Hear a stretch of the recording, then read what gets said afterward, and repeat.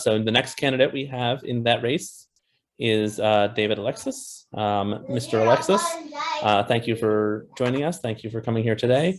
And if you would feel free to tell us about yourself and why you're running. Sure. Thank you. Thank you so much for having me here today. It's an honor to kind of speak with you all today. It's one to kind of just get into it. My name is David Alexis. I am the son of two hardworking Haitian immigrants, the husband of an amazing sickle cell warrior, the father of two amazing little girls, and I'm a working class New Yorker. And I'm running for the seat to return this back to the people. As a community organizer, I have seen how racist immigration policies have affected generations of people. I've watched as families get priced out of their own homes so that developers can make a profit. The poisoning of our air and the divestment of our community that has made us more vulnerable to the ravages of COVID-19. The creation of these asthma alleys that caused my daughters and I to develop asthma at the same time.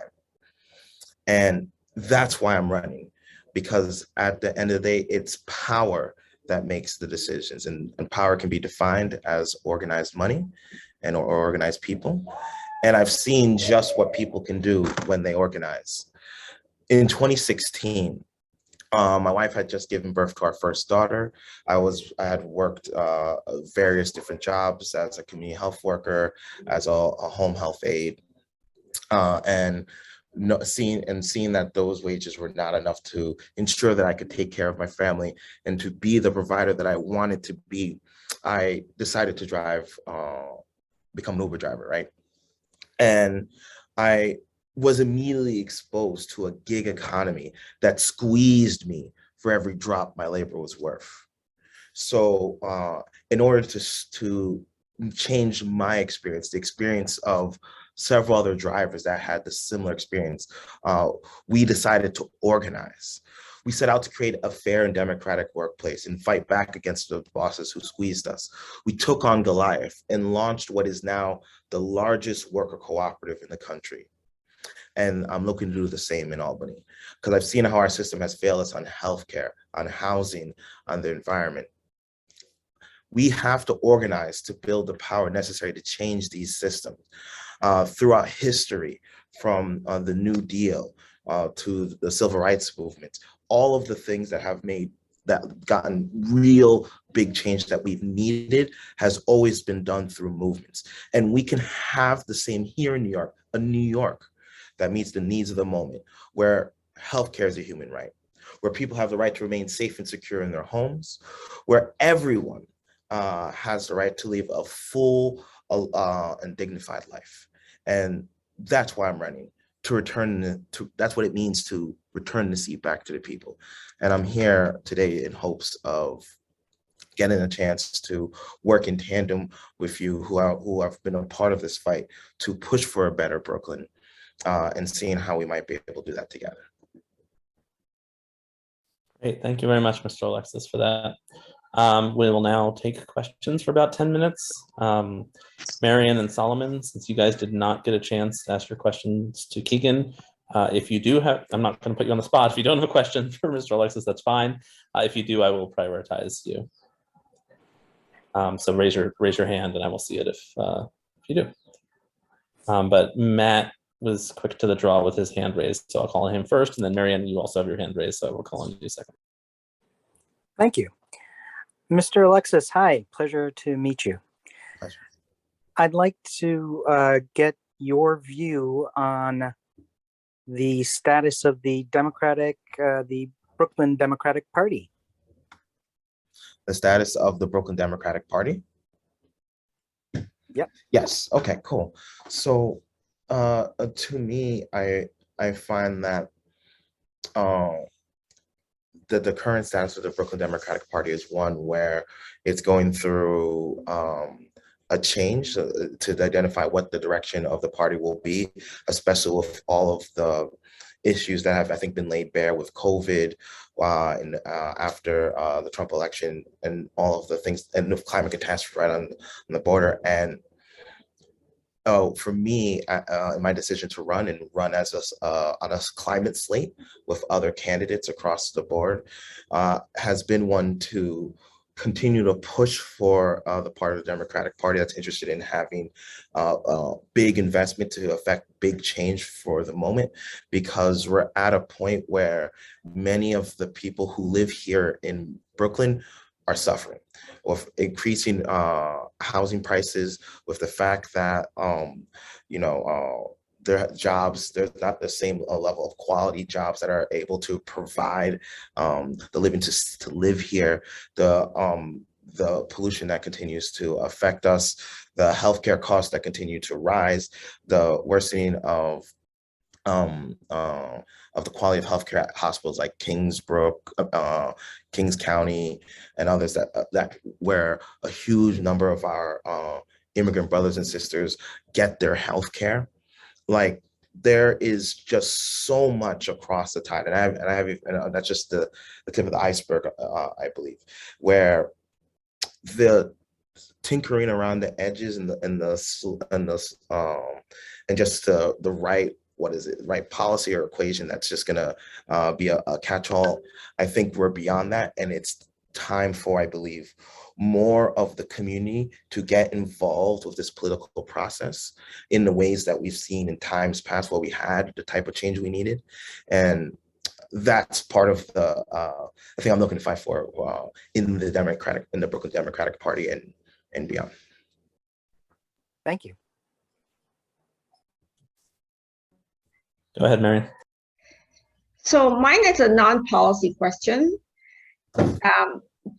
It's gonna be a tough race, Yes. and it's tough in Albany.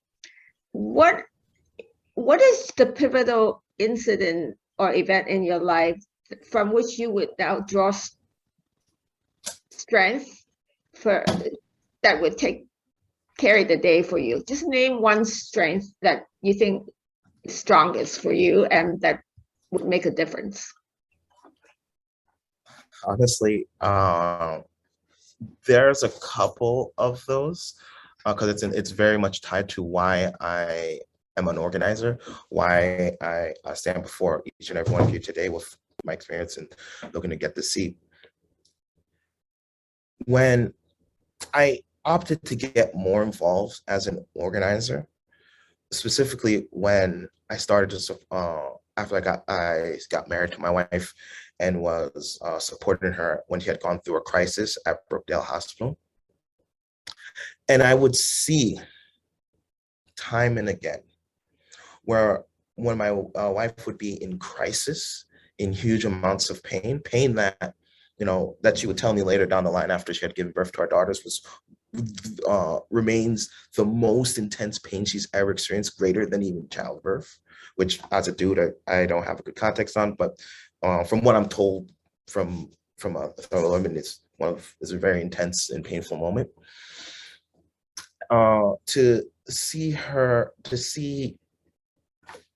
healthcare professionals, insurance assistant constantly either try to not cover her costs, to be smeared as a drug seeker, to be told that she wasn't in serious pain, and at its worst, when my wife was hospitalized for the last 3 months of our oldest daughter's pregnancy, and she was last 3 months and the last 5 months of my second daughter, and hearing a health provider say to my wife that she was a bad mother because she went into crisis. Like, you can almost see my hands shaking a little bit, because seeing my loved one go through that, like I couldn't just stand by. And no matter how much I would speak to the administration, that I would raise my voice, I continued to see her be treated in this way. And it wasn't until I started organizing with other sickle cell organizers within the Sickle Cell Thalassemia Patients Network and other spaces that I began to see some of this change.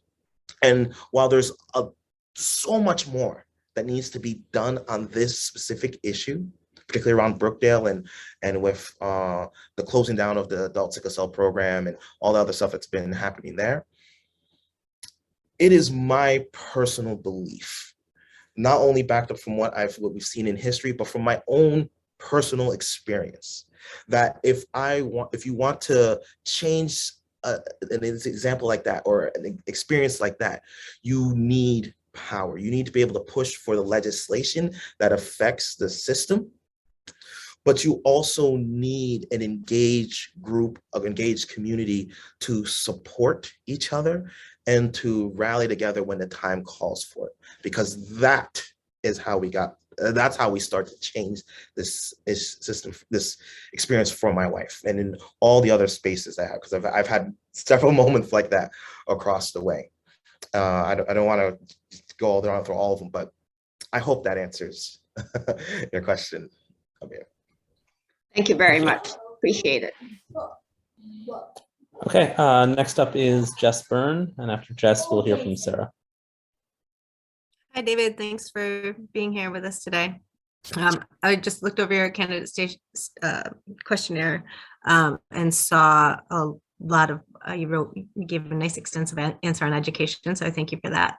One thing that wasn't covered in there, and you did talk about building schools as communities, but one thing I wanted to ask about was how you envision the role of parent leaders in school governance. The reason I ask that is because, this is an issue about mayoral control and how the mayor kind of stacks a lot of our leadership structure. And there is legislation, or there are CECs and organizations that are pushing for kind of a restructuring to give parent voices more substantiability, or whatever, and to kind of expand our role and our power and oversight. And I'm wondering what your position is on that, how you would envision what mayoral control might look like if it existed, if you think it should exist, or what you think the role of New York City parents should be in their children's education. I appreciate what I love about that is that it cuts to, I think, something that, once again, the New York City has this experience of mayoral control is not what we've always had. We used to have community control of schools. And I think going back to that is critically important. As I began to organize, first with fathers around getting them engaged around breastfeeding and supporting breastfeeding, becoming a lactation consultant and creating programming for fathers to, as we called it, do the work of fatherhood to support our breastfeeding mothers and others in the community around this, to fight against the stigma and the like. But I would eventually get involved with United for Brownsville. As a district is currently struck, it has a very small sliver of Brownsville actually in the district on the northeast side. And through United for Brownsville, it is a collective impact organization that brings parents, service providers from early childhood educators, home visitors, in connection with the heads of city agencies like the Bureau of Early Intervention, Department of Health and Mental Hygiene, with a whole slew of other entities, including SEO, Family of Services, and Community Solutions. And one of the things that we did was being led by the Family Advisory Board, which were made up of parents, myself and my wife and others included, would create programming and services funded by this coalition to actually help improve those educational outcomes. Particularly, we started with kids between ages of 0 and 3, which my kids were obviously at that time, right? They're 5 and 4 now. One of the things that we did was push. One of the things I think is really important, we really invested in the project of early intervention. Early intervention has a huge impact for children going into pre-K or Head Start, early Head Start, which my kids ended up taking advantage of because 3K wasn't enough. I was an Uber driver and my schedule was crazy and my wife needed to work. And so we thank God when we found that we were able to get them into early Head Start and Head Start as a way to kind of find something for them to do, because we couldn't afford to pay for all the private childhood programming. But jumping back into with with the early intervention, we saw that if we were to offer services for young kids, that it could have a major impact. My daughter, as a result of neglect and other issues that I won't really go into, that happened at Brookdale Hospital, had a stroke in utero and was developmentally disabled. And while she qualified for early intervention, it was hard to get them into that program. And if it wasn't for the fact that I had been supported by several different organizations and others checking up on us, supporting us, regardless of how crazy our schedule got, reminding us, following up with us if we were slow on the follow-up, because early intervention has that 60-day window. And then if you're not through, you're out of the program, right? Or your application gets revoked. So with all of this support that we had gotten from all of these different sources and communities, we were able to get my daughter the physical therapy she needed, which ended up coming into special instruction, and then eventually was supposed to be occupational therapy. And she actually started with several delays, and actually ended up, by the time she was 3, ahead of schedule as a result of that investment. And the work that we did through United for Brownsville, which created an early intervention ambassador and a lot of education and services around supporting and families, connecting them with referrals and agencies that offered this type of support, what is the type of thing I'd like to see kind of stretched out across the board. Going in from early intervention to CPSE was a very different experience, honestly. And I personally think that when we look at our schools, particularly early education, going into middle school, high school, and whatnot, I think that we can continue to have experiences like I had with my daughter with early intervention if more families were involved, if more parents were sitting down with education providers and agency heads, looking at the data itself, and then thinking through what we can do together, I think is one of the most important things if we're going to make a real difference in education in this community, in a community where we have a breadth of schools that have been divested of for generations, and mayoral control has offered no real direction forward on how we're going to address this. So I hope that kind of answers to your question, but this is kind of what we really have to do. All right. So unfortunately, we're again in a situation where we only have time for one more question, but there's still 2 hands raised. Well, one may be quick. Sarah, do you want to quickly get them on that? All right, so you had previously talked about your experiences with our for-profit healthcare system. Would you be willing to sign our pledge to affirm your support for the New York Health Act? Yes, absolutely. I organized for it. I went to Albany for it, 100%. All right. Julio, do you think the answer to your question would take under 2 minutes? It will not, so I rescind my question. Fair enough. All right. Thank you very much, David Alexis, for coming and speaking to us, answering our questions. You were great. If people want to get in touch with you or your campaign, what is the best way for them to do that? The best way is you can check us out at our website, david4bk.com. You can shoot an email to our campaign at davidforstatesenate@gmail.com. That's David FOR for state senate @gmail.com. And we are continuing to meet with as many people as we can, have these conversations. We're willing to meet with smaller groups of people, bigger groups of people. And if any of you are interested in continuing these conversations or ask any other additional questions, we would be happy to continue this on. So thank you so much for having me here today to speak with you. Thank you.